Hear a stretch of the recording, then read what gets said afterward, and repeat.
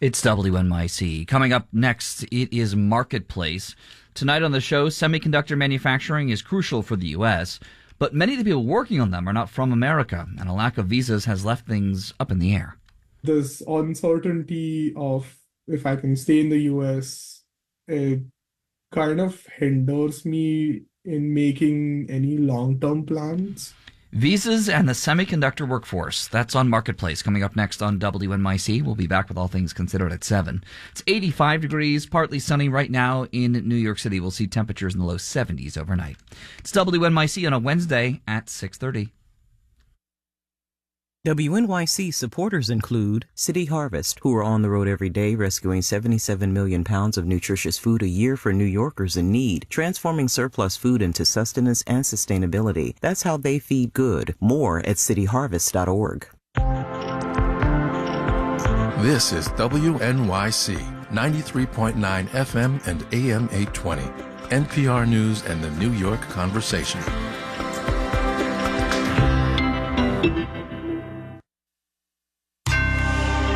Marketplace is supported by Progressive Insurance. The Name Your Price tool provides a range of coverage options. Progressive.com. Price and coverage match limited by state law.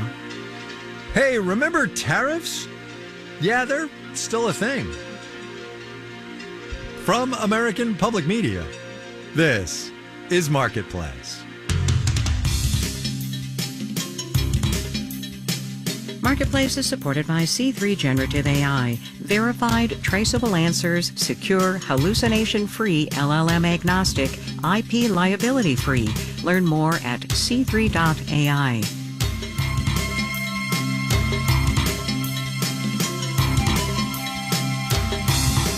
In Los Angeles, I'm Kyle Risdell. Wednesday, today, 26 June. Good as always to have you along, everybody.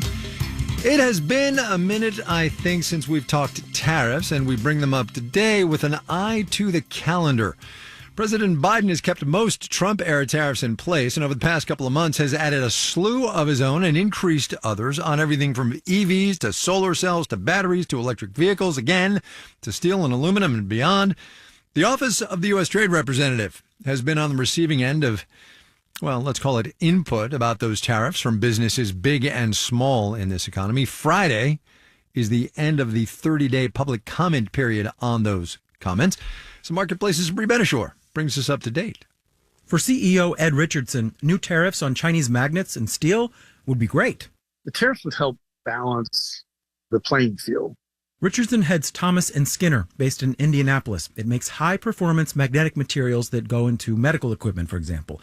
Some of those products require specialized steel, something Richardson says China subsidizes, giving it an unfair advantage. We only use domestic steel. That's what our customers prefer, in some instances require. So the tariffs are going to make our pricing more competitive with producers who use the Chinese steel. But one state up, in Michigan, Stephen Weichel is very frustrated with new tariffs on a material called tungsten carbide, which his company, Lincoln Precision Carbide, uses to make cutting tools used in manufacturing. Basically aerospace, automotive, John Deere, Harley, anything that needs carbide cutting tools to cut what they're making. The tariffs are going to make his tools more expensive. All of a sudden, we're going to become uncompetitive, and people will start buying elsewhere, out of the country. And he says there aren't any producers in the U.S. who make the materials he has to buy from China. So he says those tariffs are protecting nobody. Where you stand depends on where you sit. Bill Reinsch is senior advisor at the Center for Strategic and International Studies. He says some industries may find ways to adapt, others will raise prices, and others may fail. In a sense, they are all paying the price for protecting or developing other industries deemed more critical. The key question, Reinsch says, is whether those protected industries will then improve or stagnate. Tariffs, if you keep them on for a very long time, they end up stifling innovation. But that, he says, is a long-term problem. In the short term, the message from these tariffs to businesses is clear. Unwind from China as fast as you can. In New York, I'm Sabri Benishore for Marketplace. On Wall Street, today, technology led equities higher. We will have the details when we do the numbers.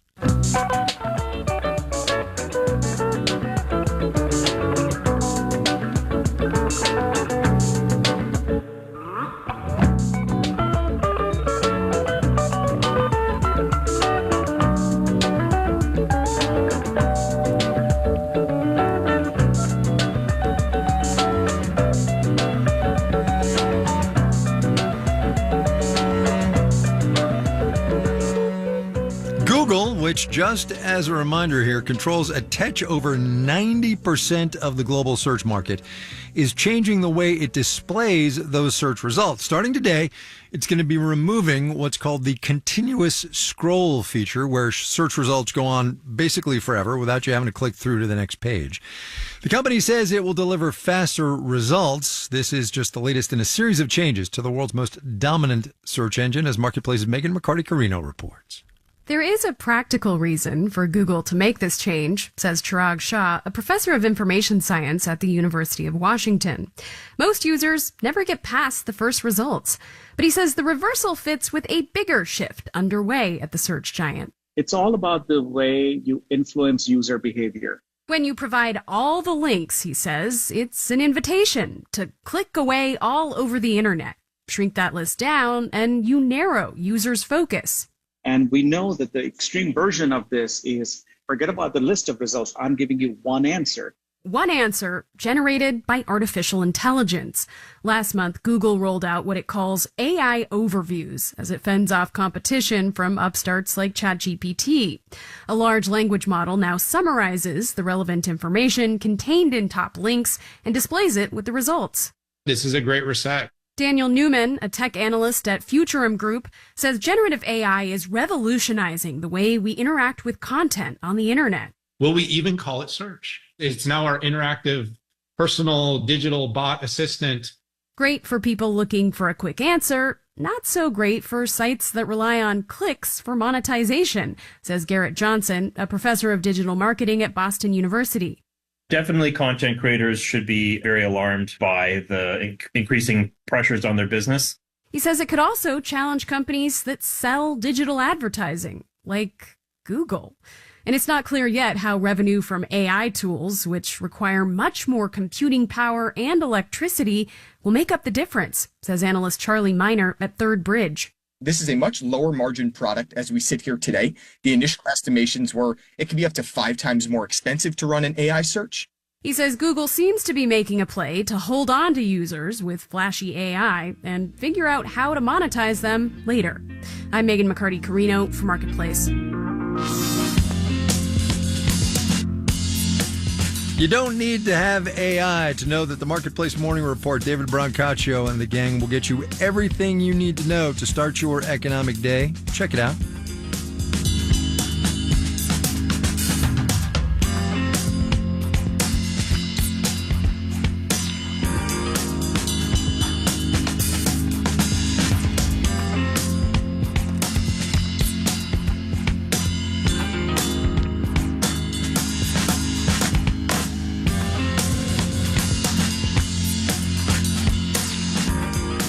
We had an update a couple of months ago from Vanita Cooper, one of our retail regulars. She's in Tulsa, Oklahoma, who had decided to sell her store. It's called Silhouette Sneakers and Art, which she had opened back in 2019. There was a lot of intention behind that decision because the store is in the Greenwood neighborhood, historically known as Black Wall Street in Tulsa. So with that sale in the rearview mirror, we gave the new owner a call to see how things have been going. I am Kellen James, new owner of Silhouette Sneakers and Art in the historic Greenwood of Tulsa, Oklahoma. I've been wanting to run a business of my own since I started working.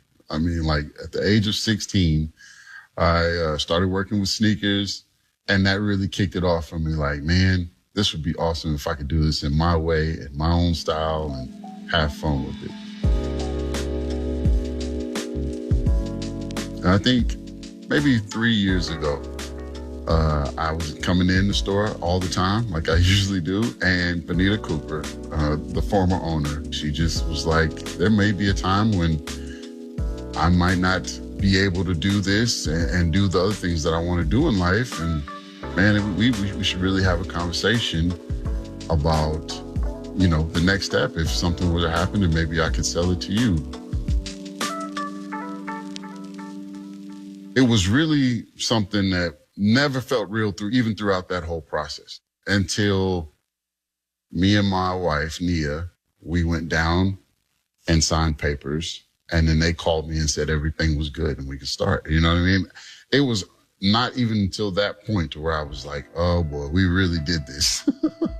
And of course you're happy about it, but you're also like, oh my God, we did this. So now we got to step up.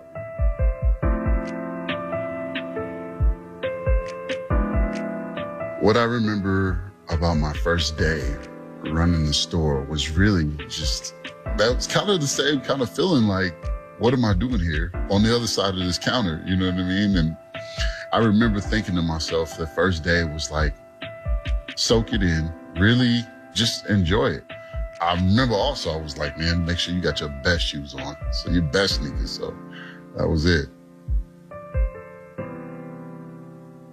The biggest challenge for running this business has been understanding the ins and outs, the business, the paperwork. I have to understand what I'm spending it on and why.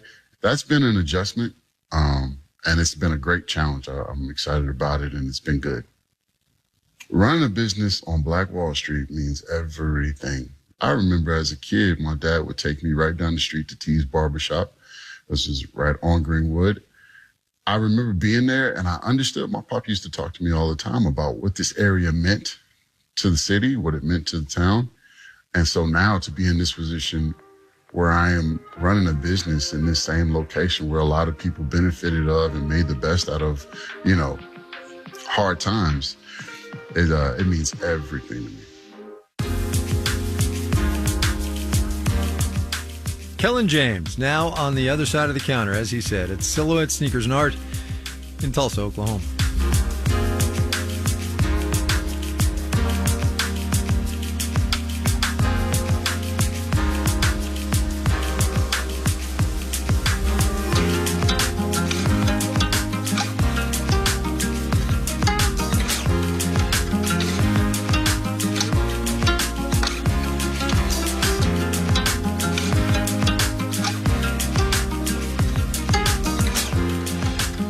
We're in wildfire season out here in the American West, and state and local and federal agencies have been getting ready, training wildland firefighters to both respond to and prevent what are becoming more frequent and hotter fires. It is a difficult, of course, and dangerous job, but a lot of firefighters say it's rewarding work that keeps them outside and helps them make a positive difference. But wildland firefighters are mostly men. A program, though, in western Colorado is looking to change that, as Aspen Public Radio's Caroline Yanez reports. In the mountains of western Colorado, Rachel Seil is getting ready to start her workday, unpacking her chainsaw and other tools next to a large pile of branches and brush. I was working an office job before this, and I quickly found out that I hate office jobs.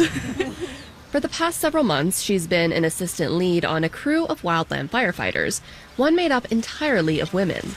We've been here before the green up, and now we get to see all the flowers blooming out here now, and it's really, really pretty up here. This developmental crew is designed to get more women into fire jobs. The Forest Service estimates that up to 87% of its wildland firefighters are men. Lathan Johnson with the Bureau of Land Management says the program has two benefits. Federal agencies get important work done before the height of fire season, and their workforce is starting to look a little more like society as a whole. Whether it's on a wildfire or whether it's on something we're doing here in the office, having that diversity in gender, I think, has always made a better team. When the 10-month program is over, the women will be certified to fight wildfires for federal agencies. They'll have completed all the training they need. This morning, the crew has just arrived in the field, and they're getting ready, checking earplugs, putting on gloves and gaiters, and adjusting chains on their chainsaws. Crew member Eliezer says when they're not out here, the women get mentorship, help with their resumes, and advice on seasonal jobs. They're all so supportive. They want more women in fire, and they're so happy that we have this program, and they each keep showing us what we should pack and what we should expect. And what they should expect is a lot of hard work, not necessarily for high pay. Minimum wage for federal firefighters is around $15 an hour, which is what the crew is making now. These women work long days carrying heavy loads, sometimes clearing their own trails as they go. They often camp near the job site instead of sleeping in beds. The crew starts thinning a patch of overgrown Gamble oak trees with chainsaws. Ava Heller, another assistant crew lead, says the hard work is rewarding. And I feel like I'm actually making a difference out here and doing something meaningful, which is like so awesome. And that's probably my favorite part of the job, apart from working with all these wonderful people. Program coordinators say about 80% of the women who participated in the program in years past go on to have jobs in fire for at least the next season. Rachel Sile says she feels like she now has lots of career options. You can go into like the science side of fire, so you can go in after prescribed burns and look in how to like mend those lands, or Pelitac and Hot Shot and like hand crews. Those are all like initial attacks. Sile says getting a chance to learn the job in a welcoming environment is huge. Using like all of these like bigger tools and all of this machinery and stuff like that, and not feeling judged and not feeling like you're inferior. She says she'll finish out the season on a fire crew, and wherever she ends up next, she plans to stay in natural resources. In Western Colorado, I'm Caroline Yanez for Marketplace.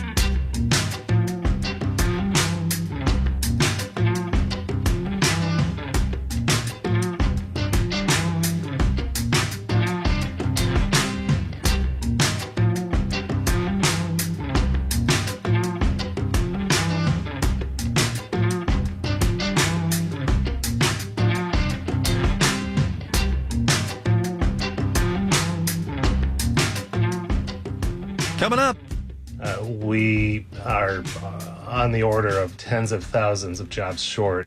That is a lot of jobs. First, though, let's do the numbers.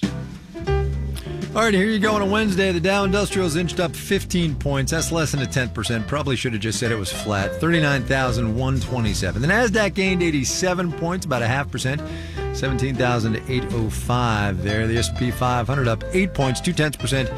54 and 77. Shares of Rivian Automotive, you might have heard this already today, jumped 23% after announcing a Volkswagen investment of as much as $5 billion. They're going to work on a software project for EVs. FedEx announced a number of cost-cutting measures to the tune of $4 billion company-wide. That is alongside better than expected quarterly earnings. What do you think happened next?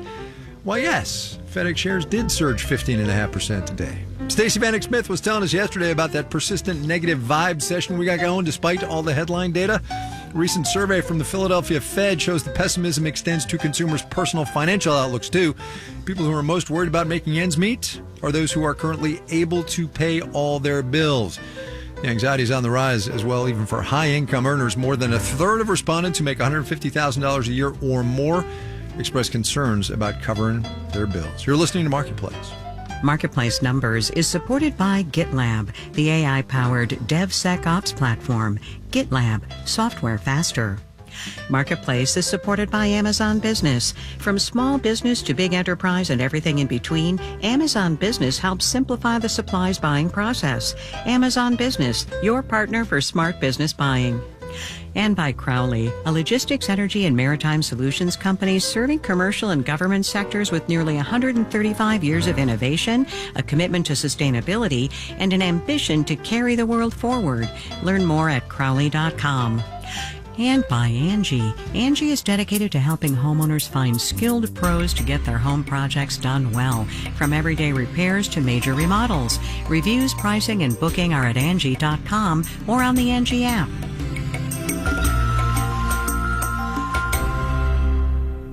Support for WNYC comes from Michelman & Robinson, LLP, a full-service national law firm dedicated to its representation of clients across industries. More information at mrllp.com.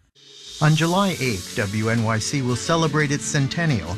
I'm Andy Lancet, founding director of WNYC's archives, and I know firsthand how rich WNYC's history is. On the 735th day of American democracy at war against the foes of freedom, we bring you our mayor, the Honorable F.H. LaGuardia, in another Talk to the People. Help us continue our legacy by donating today. Call 888-376-WNYC or go to wnyc.org/donate. You're listening to Marketplace on WNYC.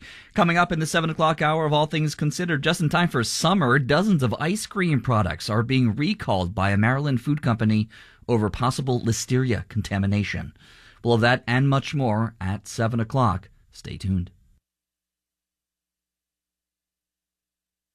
This is Marketplace. I'm Kai Risdall. We don't do a whole lot of personal finance around here, but here is a pretty basic rule. To the extent you can, you got to save for retirement. And it turns out people are taking that to heart now more than ever. Vanguard, which, yes, to be clear, does offer a lot of retirement accounts and options, released its annual How America Saves report this week. The main takeaway is that people are putting more money into their 401ks, 7.4% of earnings in 2023, and almost 12% if you include employer contributions. They're doing that right now. Marketplace's Kelly Wells explains why it's happening. The big catalyst here is called automatic enrollment. So if you start working somewhere that provides a 401k, for example, and you don't get around to signing up for it, your employer will just do it for you. And a recent federal law is actually about to make that mandatory. This, in turn, has led to the highest participation rates. So the average plan participation rate is now 85%. Jeff Clark is head of defined contribution research at Vanguard. He authored the report. He says the benefits don't stop there. Automatic enrollment doesn't just increase how many people participate, it increases how much people are contributing. Auto enrollment plans are also defaulting employees in at higher starting rates. They default participants in at rates of 4% or more. He also says 2/3 of these participants now have their savings managed professionally, including by folks like David Deming. He is a certified financial planner and founder of Deming Financial. You've got a big wave of young folk coming in the different generations. Those young folks, he says, are taking better advantage of the benefits their employers provide. And they are, I think, because of the internet and different things, they have more exposure to it, to having some knowledge. All of that is good news, says Richard Johnson. He's a senior fellow at the Urban Institute. But, he says, I don't think it changes the basic storyline that for many people, their retirement outlook is pretty grim. His other point? This report only considers folks who actually have a retirement account, which is just over half of U.S. households. The good news is not enough to fundamentally change that story. Johnson says that saving 7.4% of one's income for retirement, as the Vanguard report found, still wouldn't be enough for folks to be financially stable in retirement. He says workers should be aiming for closer to 10%. I'm Kaylee Wells for Marketplace.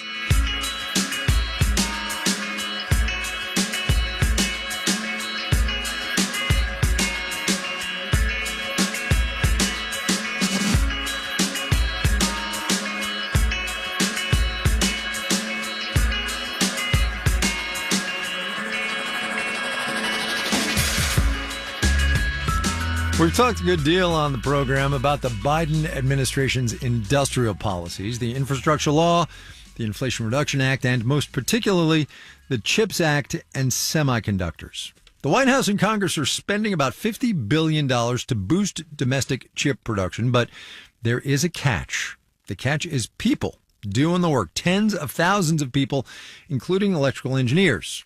But if you look at American universities, a majority of students in the relevant master's and PhD programs are coming from overseas, even as the visa program that helps get those advanced degree students into semiconductor jobs here, that program has gotten more overwhelmed. Marketplace's Elizabeth Troval has that story. Just a couple of months ago, President Joe Biden took the stage in Syracuse, New York. He spoke about federal funding for new semiconductor manufacturing facilities while standing between signs reading, "Investing in America." We took action to make sure these chips are made in America again, creating tens of thousands, and I mean tens of thousands of good-paying jobs. In construction, manufacturing, engineering, jobs that, at least at first, the industry will be scrambling to fill. We are on the order of tens of thousands of jobs short of filling these when the facilities themselves are ready to come online. John Cooney is with Semiconductor Industry Association SEMI and says while the U.S. is playing catch-up to build up the American-born workforce, we rely heavily on the H-1B program across the industry. The H-1B visa program is a lottery system for educated foreign workers in specialized fields. It's a lottery because there are far more applicants than the 85,000 visas that are available each year. Intel engineer Harshad Surdi was among the more than 400,000 applicants awaiting an answer this spring. It was definitely a huge worry.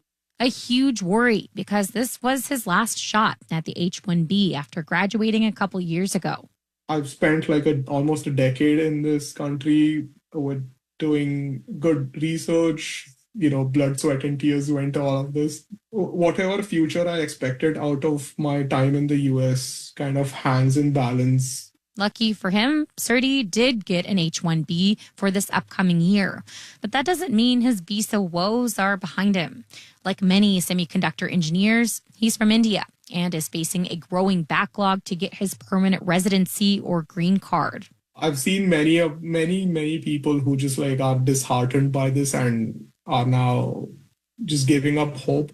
He's seen workers move to Europe or Canada because of visa issues, and he's thought about that option. But he'd rather stay in Portland, where he can snowboard, rock climb, settle down, and buy a house. I do want to build a life in the US because my job is here. I really like it here.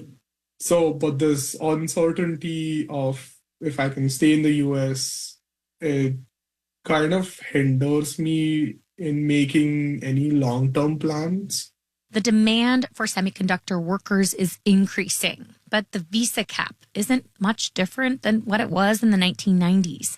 A decade ago, roughly 70% of H-1B visas were approved. For the upcoming year, the grant rate was less than 20%, according to a Cato Institute analysis of government data. Immigration attorney Sandra Sheridan-Regadin has tracked how that's impacted a major semiconductor employer she works with. For H-1B applicants there, even just of those that are at their last-ditch effort, only about 37% of those are getting the visas. So that the remainder of that, which is, 63%, they have to figure out what to do with these people. Employers could move them to other countries. Some workers may decide to go back to school to extend their stay. Others may qualify for other kinds of temporary visas. But it all interferes with company operations. That investment went into that talent, and now it's kind of disrupting the work. While the U.S. government may be investing in a new era of semiconductor manufacturing, the immigration laws supporting that workforce still face 20th century limitations. I'm Elizabeth Troval from Marketplace.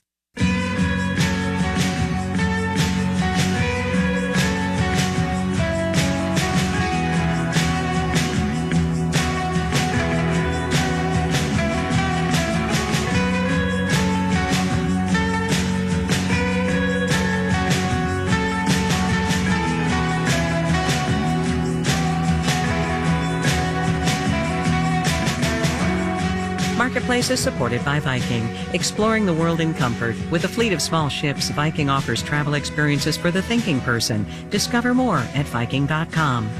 And by Ninja One, the endpoint management platform that automates the hardest parts of IT and helps your employees be more productive and secure no matter where they work at NinjaOne.com. This final note on the way out today, in which this program takes no position on the merits of today's Supreme Court decisions, but does note for the record a footnote from Justice Barrett's majority opinion in Murthy versus Missouri, in which the court dismissed for lack of standing a complaint about the Biden administration contacting social media companies to fight what the White House said was misinformation. Anyway, the relevant footnote says in full, since the events of this suit, Twitter has merged into X Corp and is now known as X. Facebook is now known as Meta Platforms. For the sake of clarity, we, Justice Barrett wrote, will refer to these platforms as Twitter and Facebook as they were known during the vast majority of the events underlying this suit. Honestly, same. Our media production team includes Brian Allison, Jake Cherry, Jessen Dueller, Drew Jostad, Gary O'Keefe, Charlton Thorpe, Juan Carlos Tirado, and Becca Weinman. Jeff Peters is the manager of media production, and I'm Kai Risdall. We will see you tomorrow, everybody.